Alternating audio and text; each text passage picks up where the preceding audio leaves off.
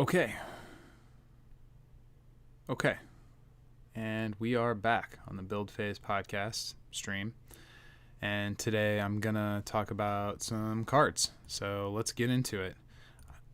These are going to be, I assume, 3-4 more full art cards from the Omega. Ooh, already I like this card art better. So let's see if there's anything important here at the top. So these were posted an hour ago, maybe. Just kind of a reminder that all the Omega level mutants have the Omega symbol, which looks like this, has white, and for whatever reason on the cards they put it onto a black background. Oh man, these guys. Wow, that is a lot of words. Okay, so let's, I guess, just dive right into this. Hopefully this week the audio works correctly the whole time and I don't have to do this twice like I did last week. So Monarch, Monarch, he's a supporting character, Omega level mutant, of course. Whoa, 615 on the defense. So that's like 9-drop level defense, at least as far as Dark Phoenix is concerned. Pull on Quantum Strings. When you recruit Monarch, turn each face down card in your resource row face up. Cards other than locations can be face up in your row. Characters on your side can turn face up cards other than locations in your resource row face down to generate any power symbol to pay for their superpowers. Oh, that's pretty cool. So if you had to row a plot twist, you can turn it face down and it generates any power symbol. Now, let's see if in the explanation, if there's limitations on this. Like if there's a wasp in your resource row, if it has to be generating a power symbol for a force card like Arcadia, but non-locations can't be used for any other purpose. When Monarch leaves, this gets turned face off and all non-location cards get turned face down. So just at the base level, ignoring the tricky part of the power, this lets you recycle all of your locations. The 6-drop Iron Man has, I believe, the same attack and half the defense and only gets to do one location face up. And he's seen a ton of play throughout the life of the game. Maybe not super recently. His stat block has been kind of power crept out. But this guy could open the door for some resource-hungry deck. You can have equipment, characters, and plot twists in your row. You can play non-face-up locations as a resource. So yeah, it's any of these non-locations can pay for any superpower regardless of the power symbol. Surely that doesn't mean you get to flip one and pay for a superpower that requires 2 power symbols. I guess it doesn't specifically say so, but it's got to be. So if you have a power that requires 2 power symbols, you play this guy, you're going to have to flip over 2 characters or 2 plot twists or one of each or whatever. Now,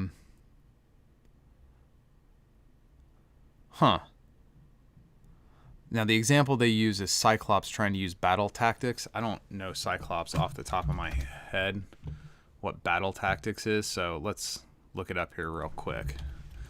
Just on the off chance. This is what I get trying to type around my... So, battle tactics only uses 1. So I was hoping it was going to be like the optic blast power, and this was going to be an example that required 2 power symbols and would have answered that question. I'm going to be really surprised if it turns out you can flip a character face down and have that count as being 2 locations. That can't possibly be right. That would be insane. So, all right, next card. So is this guy good? I'll get to that. Mr. M.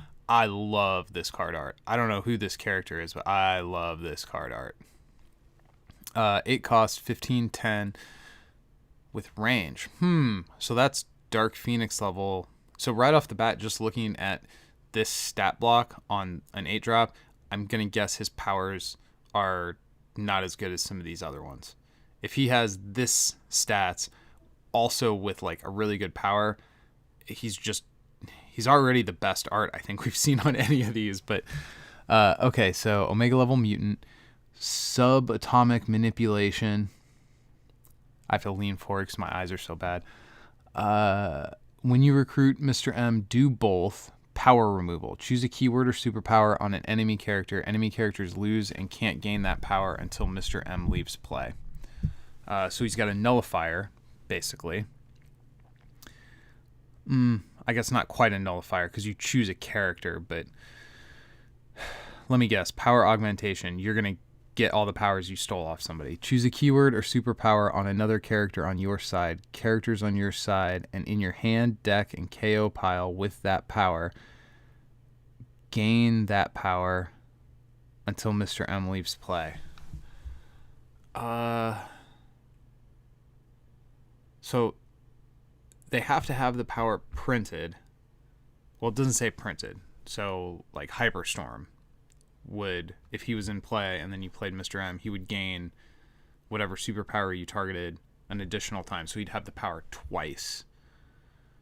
And, ooh. So, gosh, what a...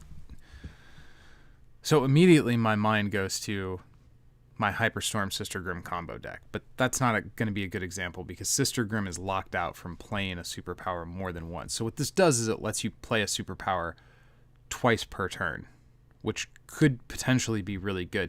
So these powers are, even if you don't use power augmentation and you only use power removal, a 15/10 8 cost with range that can wipe flight off your opponent's big blocker is really good.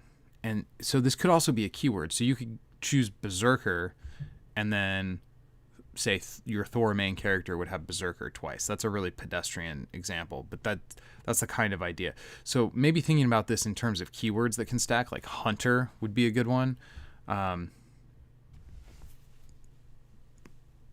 What superpowers do I want to pay for multiple times in one turn? Ooh, what about that new... Avalanche, right? Is it Avalanche that once you pay his thing? Well, but is it the power? Man, I gotta look up Avalanche. Is Avalanche even in here? No, the main character is not even in here, so I can't even look at that. But, well, hey, this would be another one. So he'd be able to use this sustained seismic waves. He'd be able to use that twice in one turn. So you could go from turning an enemy location face down to KOing, boom, boom. And then any other character that has that would also get it a second time. That's a little bit tricky. I'm going to have to think about that one. The Avalanche main character is what kind of reminded me, because you pay the 2, and then anytime you play a location, it KOs a resource on the other side. But can you pay it twice? Like, I guess, okay, here's my question. So the Avalanche main character's power says that he can only do it once per turn and it lasts for the game. Does copying that power mean now there's 2? Let's see if it answers this question here. But would you be able to use the second instance of Hate Tectonics, I think it's called, to use it to have that power happen twice in the game? Or does the fact that the first use of Hate Tectonics turn itself off mean that he can't use the second one if you give it to him with Mr. M? I don't know. So even if he's face down or leaves the game, his power will still... Whoa. I thought it specifically said that until he leaves play. Gain that power again until... Yeah, it says leaves play, so... Oh, so if he's face down but somehow still in play. Sorry, I misread that sentence. I thought it said if he's face down or leaves play, it will affect the game. That's not the case. Wow, this card art's really good too. Man, they gave us much better, like more dynamic card art with like cool backgrounds and stuff. Much better than last week. I don't know anything about this Mr. M character from the comics. The mutant storylines within Marvel Comics is not really my favorite kind of Marvel stuff. I'm not saying there's anything wrong with it. It's just there's only so many hours in the day and so many dollars in my wallet to buy comics. So some of these more obscure mutant characters, like this Kid Omega, I've never even heard of. This guy I've never even heard of. This guy I've never heard of. So anyway, moving on to Magneto, an 8 cost 10-10-2 with flight and range. Now 10-10 on an 8 drop, that doesn't even hit the Thanos test of being a 12-12. But moving on, obviously he's OLM. So many words on these cards. When you recruit Magneto, choose an enemy player to reveal their hand, then choose an equipment there and discard it. All right, before I go any further, that's not good.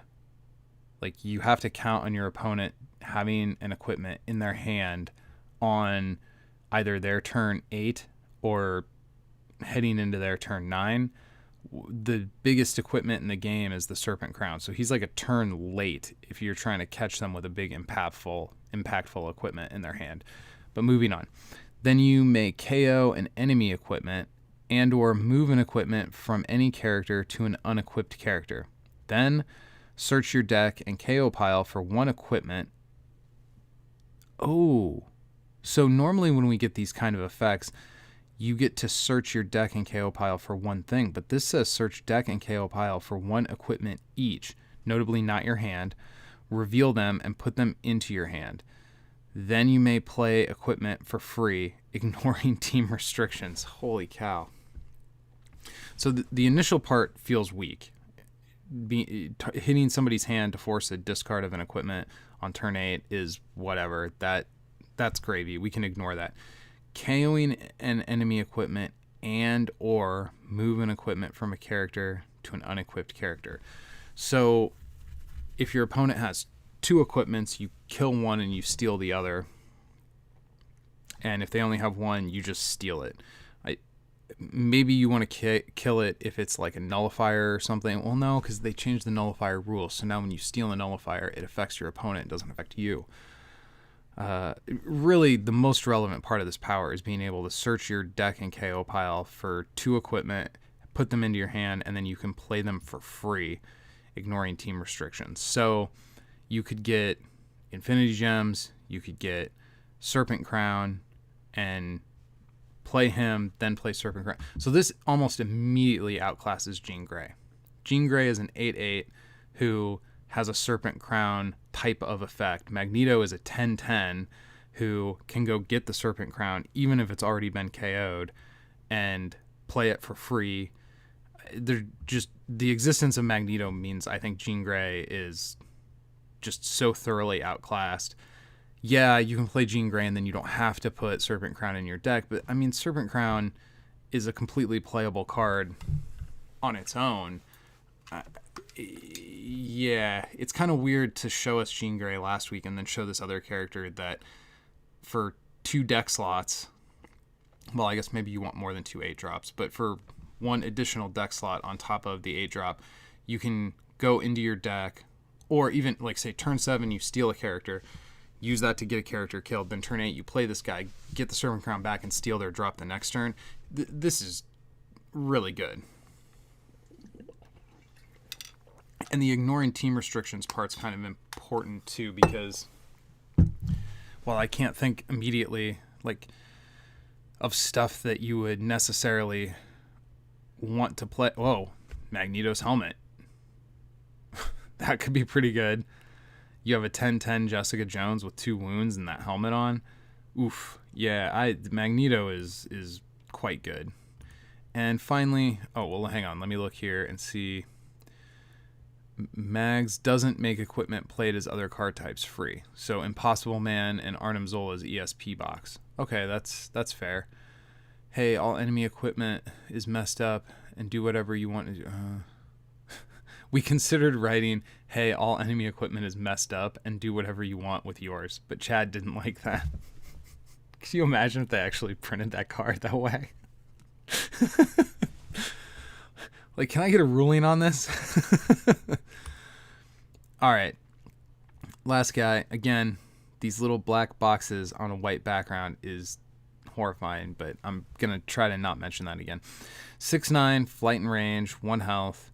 Mental paralysis. When you recruit Kid Omega, enemy players play with their hands revealed until he leaves play. That's cool.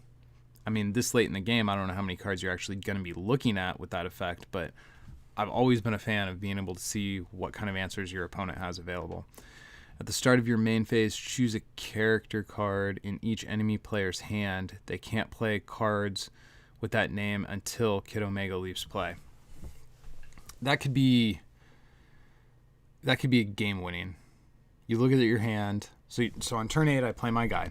I look at your hand and see what you have, and if you have Dark Phoenix, I say Dark Phoenix, and then you just can't play her until you have some other character that can get over a 9 defense, plus whatever else I have going on. Yeah. And if they don't have Dark Phoenix, you call whatever it is they're going to play next turn. Now, they still have the ability to top deck into something. Do you get to choose a card every main phase? So does this stack? If he's face up for multiple, he can continue choosing cards. So they do. I think this stacks. It doesn't explicitly say that if I call Dark Phoenix on turn 8 and then Galactus on turn 9 that both of those cards are banned. But there's no termination clause on this power other than Kid Omega leaving play frees their hand back up. So I think they stack. I think we have to assume that they stack. Wow. Holy moly. All right, so let's review here. Monarch, I think this guy will see some play in specific decks that are going to be extremely location hungry. So decks that you really are reliant in a major way on having enough locations to fuel your effects. I can completely see you running this as your 8-drop so that you, at the end of the turn, or towards the end of the game, you get to have another big burst of fuel for your superpowers. What that deck is, I'm not sure, but this guy feels like a toolbox card. Mr. M here feels great. His stats are completely playable just on their own, and the ability to nuke flight off of a blocker or eliminate a superpower that could potentially be problematic, that's great stuff. Now, so you have to target an enemy character, so it has to be somebody that's already in play. So you can't play this guy and say deconstruct the universe and prevent a Dark Phoenix from being played and doing her thing next turn. Well, actually, that wouldn't work anyway because hers is a recruit power. So that limitation of it only affecting characters that are in play, I think, is relevant. This bit about doubling up powers seems kind of interesting, and I could see that being a combo enabler to get off something really broken, but probably in general, I don't know what Solo's power's called, but that would be a really good one. If you have a Solo down and you name whatever that is, so now you're getting 2 counters every time you attack. Also, kind of a pedestrian example, like when I brought up Berserker, but that feels like a combo enabler. This guy could be played just for the body, though, at 15-10 on 8. That's great. Magneto, I think this guy is probably the best of the bunch so far. He's just strictly better than the Jean Grey we saw last week because he does so many other things, and if one of the 2 locations you get, so you get to get 2. So you have, I said locations, you get to get 2 equipment. So you play whatever early game, and then you get to throw a active camo on him regardless of your board state. That's pretty awesome. Get to throw a self-destruct device out that you don't have to pay for. Although self-destruct device is a little iffy. But really, the play here, I think, is going to be Serpent Crown or some gems and throw those things out for free on turn 8, as well as taking some stuff away from or just killing your opponent's stuff. That's nuts. And this card art is fantastic.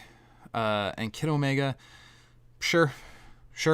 It's an answer to Dark Phoenix. I've been begging for more answers to Dark Phoenix. Do you want to devote the 8 slot in your deck to a card like this that gives you some information, which is good, and lets you close off whatever options your opponent draws? So really, this could prevent your opponent from ever playing characters again for the rest of the game, other than they top deck something and get to play it before you can name it. Seems pretty good, man. These all seem playable. some are more generally playable than others. I think Magneto can just go into just about any deck. While his stats are a little bit weaker, that's easily, if you have active camos anywhere in your deck, even if you've never drawn one, he's, even with Thanos, right there, as well as you get to steal a character or add a location or do any number of things, make your opponent discard their hand. These all seem playable.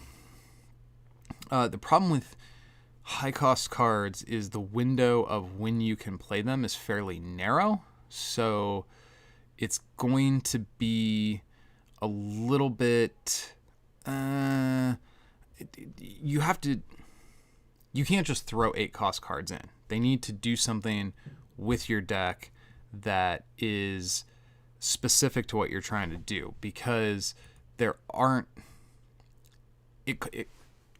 the window of play is so small. Like a card like Iceman, and one of the reasons I criticize Iceman in terms of being overplayed is because he can be played throughout the entire game. So the window of playability opens on turn 1. These big bomb drops, if you draw one of these early, that in a sense is giving your opponent card advantage over you, because this card is dead. It's just going to sit there and rot and rot and rot.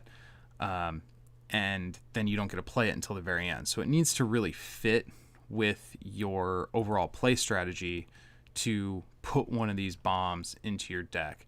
So I see a comment here. Yeah, Jean Grey is permanent.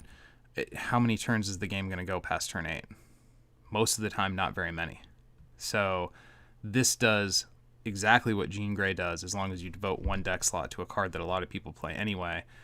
And sure, maybe I take your 1 health character with Jean Grey permanently, but I only get 1 attack out of him anyway, whereas with Serpent Crown, I'm doing functionally the same thing with a better body and more effects. So no, I don't think Jean Grey... If Jean Grey is worth her cost, and people have been saying she is, then Magneto is definitely worth his cost, because it's a better body that does more. But I mean, you get to play whatever you want to in your deck. This Kid Omega, man, I wish he wasn't 8. Like, I want to be able to see my opponent's hand early enough in the game that they still have a grip. By turn 8, how many cards do you have left in your hand?